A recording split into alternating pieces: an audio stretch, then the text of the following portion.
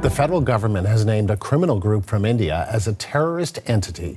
The Bishnoi Gang has been linked to high-profile killings in this country, including the 2023 killing of a Sikh separatist. The CBC's Hilary Johnstone joins me with more details of today's move by Ottawa. So, Hilary, tell us more about this what this designation means and what does it do? So now that this designation has happened, Andrew, it means that the authorities in this country will have more tools available to them in order to, for example, freeze certain assets and seize them as well, including money, property, vehicles. It will give them more ability to deny access or deny entry to Canada to people who are suspected of having ties with the Bishnoi Gang, as one more example. And it will prohibit Canadians from financing or providing material support to the group. The group that was started by the man you're now looking at on your screens, Lawrence Bishnoi. He has been in prison in India since 2014, but despite that, it is believed that the Bishnoi Gang has expanded its influence and is operating in North America. In fact, in recent years, we've heard from the RCMP, for example,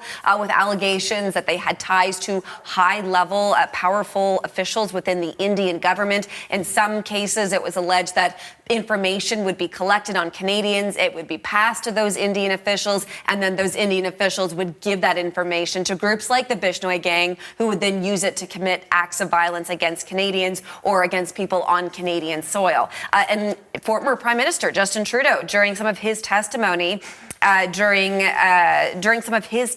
while he was still Prime Minister, for example, at the Foreign Interference Commission, alleged that this was happening. So this has long been a source of tension between these two governments, and there have been a number of politicians in this country for a period of time now who have been asking the federal government to crack down on groups like the Bishnoi Gang. So here's a little bit of what we heard earlier on today from Canada's Public Safety Minister Gary Anandasangaree in a statement saying, in part, quote, that the Bishnoi Gang have a presence in Canada and are active in areas with significant diasporic communities. The Bishnoi Gang engages in murder, shootings, and arson and generates terror through extortion and intimidation.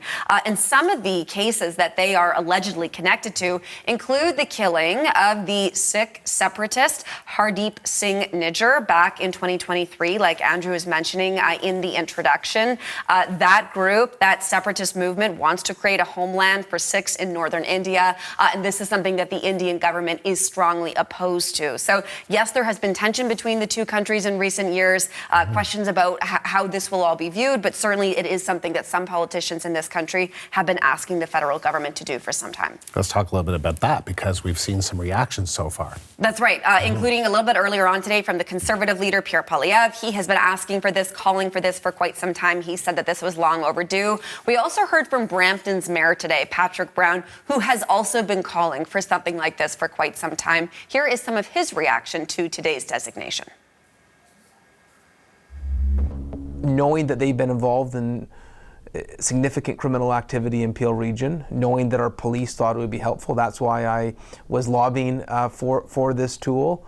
I had met with families that had been victims, communities that had been terrorized, and we want to put an end to this.